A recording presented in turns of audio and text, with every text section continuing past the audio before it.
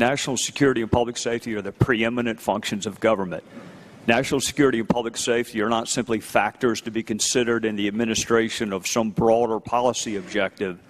National security and public safety are the ultimate policy objectives. The safety and security of our fellow citizens should be the driving force behind all decisions that we make as representatives. And as representatives, it would be incongruent for us to undertake any act or fail to undertake an act calculated to jeopardize the safety and security of those who sent us here in the first place. People do not employ us to represent them so we can take risk with their security. They send us here to put their security at the top of our constitutional to-do list.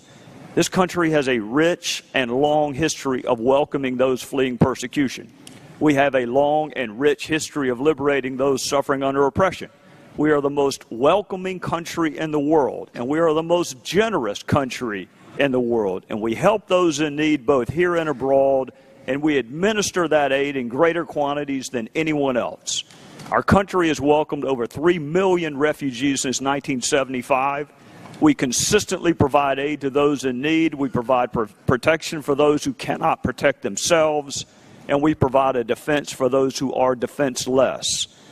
Regrettably, the world we find ourselves in is imperfect and seemingly becoming more imperfect. It is because we are free and secure and an orderly society rooted in public safety that we have the liberty of being generous to other people.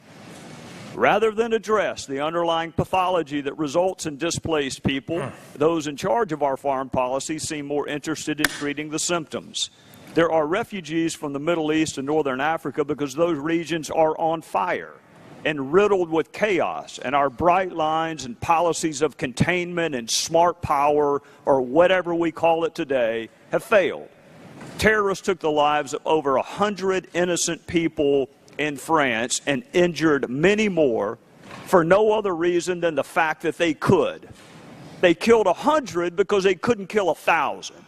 And their objective is evil for the sake of evil. It is murder for the sake of murder. It is wanton and willful violence, premeditated depravity, calculated to take as many innocent lives as possible. The acts of barbarism committed against the people of France are the latest in a long line of malevolent acts committed against innocents. And that line is not likely to be over. CIA Director Brennan said what happened in France was not a one-off event. We also know ISIS terrorists are intent on finding ways to attack America and our allies, including here. Director Brennan said ISIS has an external agenda they are determined to carry out. Another administration official said, I wouldn't put it past ISIS to infiltrate operatives among refugees, so that's a huge concern of ours. Those are not the words of some GOP presidential hopeful. Those are the words of our very own intelligence officials who serve this administration.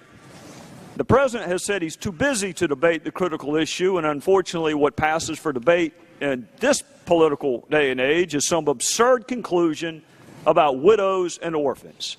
It is precisely that kind of hyper-partisan conclusion designed to cut off debate rather than discuss foreign policy that has united this country in only this one fact. We have no idea what our foreign policy is in the Middle East. The people I represent are kind and generous, and they are asking this administration and this president one simple question.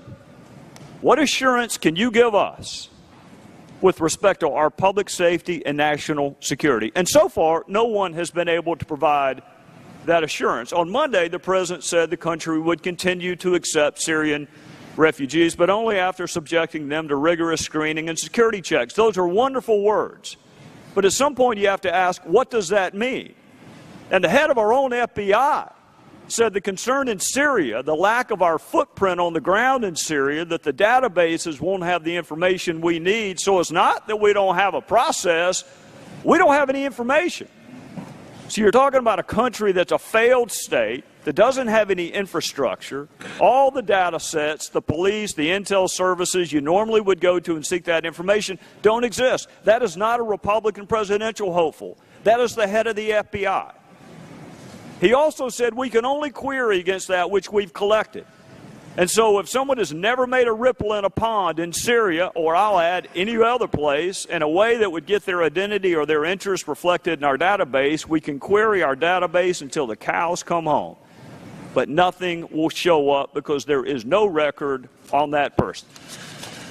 Lastly, he said, I can't sit here and offer anybody an absolute assurance that there's no risk associated with this. So the question then becomes, what amount of risk is acceptable?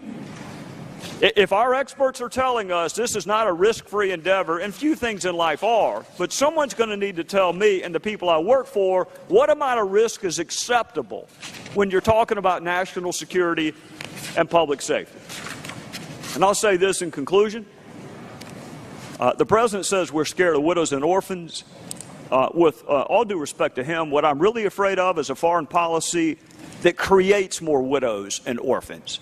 So where maybe he ought to start, is a foreign policy in the Middle East, including Syria, where people can go back to their homelands, which is their preference, go back to their homelands. Maybe you ought to defeat that JV team that you thought you had contained. That would be the very best thing you could do to help people who aspire to a better life.